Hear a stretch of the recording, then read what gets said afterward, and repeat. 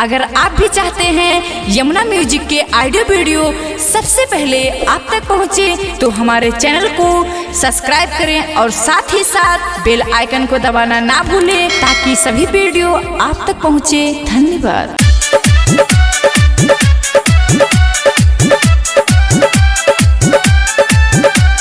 DJ Vikas लीगा सीतामढ़ी, माँ Vaishno recording studio Delhi.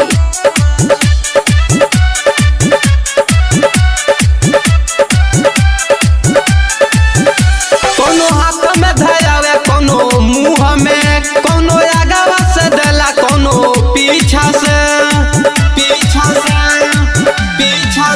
कोनो हाथ में धरावे कोनो मुंह में, कोनो आगवा से देला कोनो पीछा से। तो सबे नंबरी खुशता हमरा ढोरी में, रोज देवर ठोकत किली बिल्ली में। अब कमाई है भातार साले दिल्ली में, रोज देवर ठोकत किली बिल्ली में। अब कमाई है भातार साले दिल्ली में।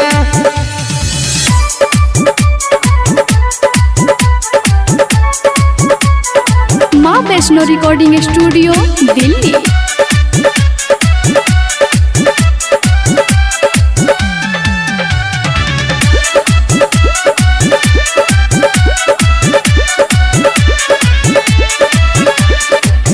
चोरल बा जवानी जब से कोई निबारदास हो, आज ले न मिलल हमारा से जिया के सुख हो,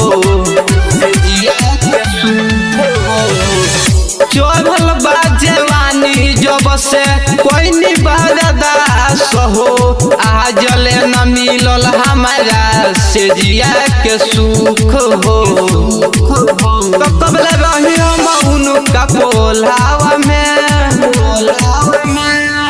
रोज देवर ठोकत किली बिल्ली में। अब कमाई है भातार साले दिल्ली में, रोज देवर ठोकत किली बिल्ली में। अब कमाई है भातार साले दिल्ली में। Maa Vaishno recording studio Delhi. DJ Vikas लीगा सीतामढ़ी,